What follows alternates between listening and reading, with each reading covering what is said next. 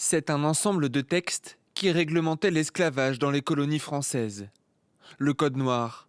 Il tient son nom de l'édit de 1685, rédigé par Colbert, à la demande de Louis XIV.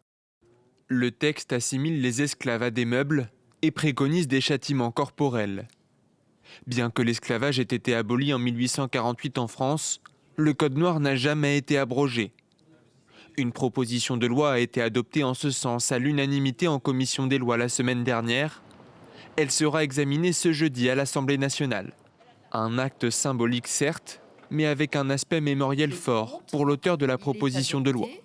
Ce code noir cristallise la mémoire de l'esclavage, comme symbole de l'oppression coloniale.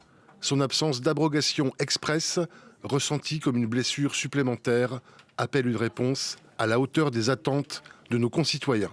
Une proposition de loi soutenue par Emmanuel Macron la semaine dernière, lors d'un discours à l'occasion des 25 ans de la loi Taubira, qui reconnaît la traite et l'esclavage comme crime contre l'humanité. Le silence, voire l'indifférence que nous maintenons depuis près de 2 siècles à l'égard de ce code noir n'est pas un oubli, mais est devenu une forme d'offense. Un défi à ceux qui nous fondent depuis 1789.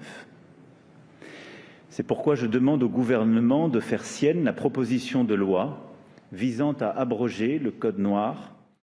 Outre l'abrogation du Code noir, la proposition de loi prévoit la remise d'un rapport gouvernemental au Parlement sur les effets à long terme du droit colonial, ainsi que sur la place accordée à l'histoire de l'esclavage dans les programmes scolaires.